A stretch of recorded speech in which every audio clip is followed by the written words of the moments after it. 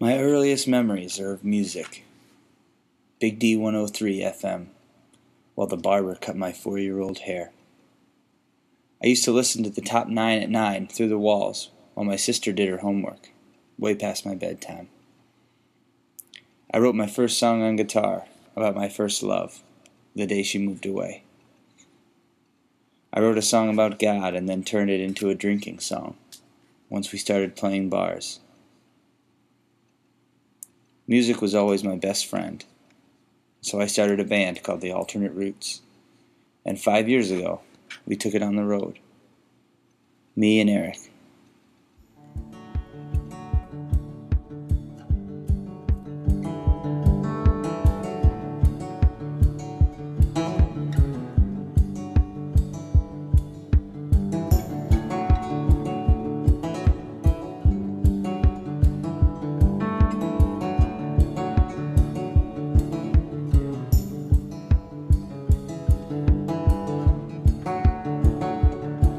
I met Stavitz when I was 17.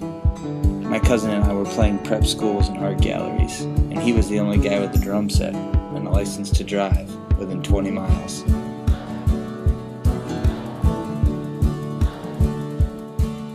Well, I started playing drums because of my friend Dave Caniglio, who was the drummer in my elementary school, and he was like the cool drummer. He was really good, and he played like an animal. Like people, he had the animal shirt from the Muppets, because he played like that. He's the only, they always make jokes about drummers and Animal from the Muppets, but he's still to this day the only one who I think really does look like Animal from the Muppets when he plays. And even if Animal played drums in real life, he would sound like Dave, because it's just always unabashed.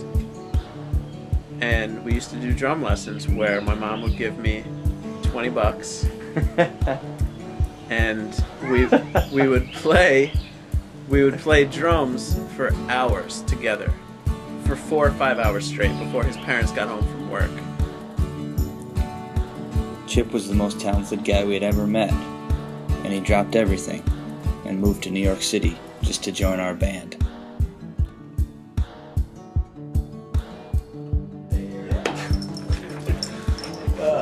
Doing a video in here. Go ahead, and then an alternate roots of memory. I don't know what it was. There was just a feeling that I had to play bass.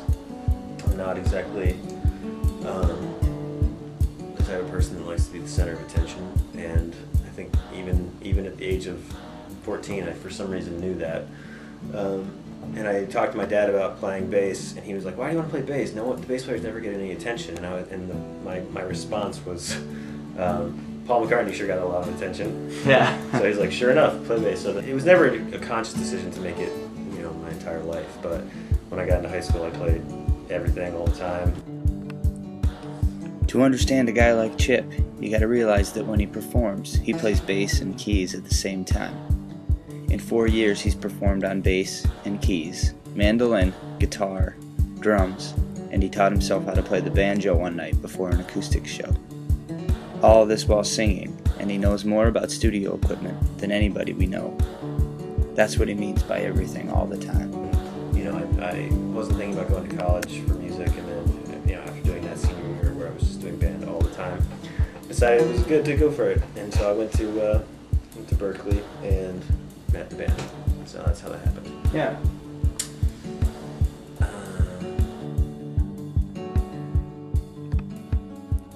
Zembos was the guy we called when we thought more than 30 people would show up, until we couldn't do the show without him. Mike knew about hundreds of bands I had never heard of, and I got the feeling he didn't like me that much. But he was the most fun guy in the van, and he could sing higher than I could. And every once in a while he would disappear after a show and take a bus to the next city. And we liked that.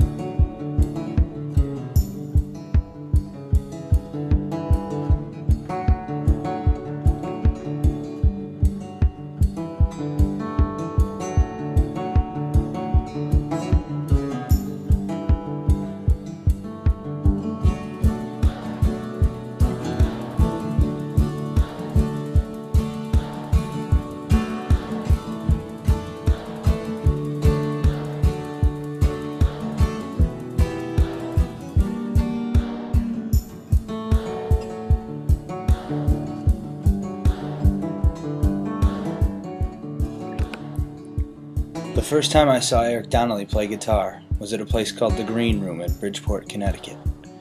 He was backing a sax quartet playing jazz and staring at the floor, which was ironic because everybody in the room was watching him play. Eric grew up in a neighborhood his college class visited one time as part of a community cleanup project.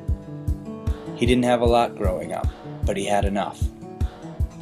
There was a brief period of time for the band when Eric's poker winnings were the only way we could consistently afford gas. And any band that we've ever toured with, from OAR to Live to Johnny Lang, will tell you that he is one of the finest guitar players they have ever heard.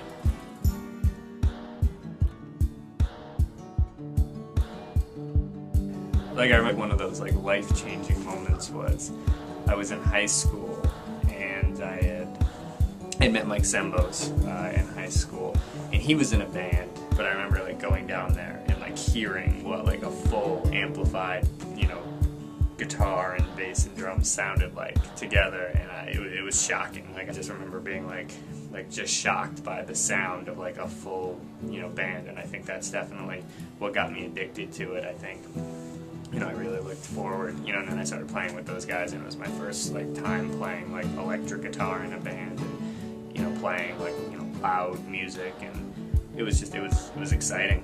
So I remember that as kind of my first shocking moment of hearing live electric rock and roll, and I was hooked ever since.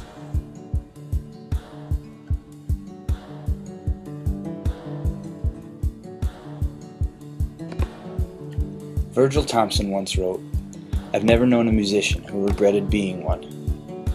Whatever deceptions life may have in store for you, music itself is not going to let you down. Over the past few years, I've found this to be true. Hundreds of shows and hotel rooms and highway miles, and yet it still feels like we are at the beginning. If I've learned nothing else from the road, and from carrying the equipment into the back door of another club, watching it fill, and sometimes watching it remain empty, I've learned that the power of music can only be diminished or multiplied by our ability to celebrate it, and our willingness to let it share each and every one of us with each other. So here's to good times, and good tunes, and everything in between. Hope to see you in your town someday. These are the alternate routes.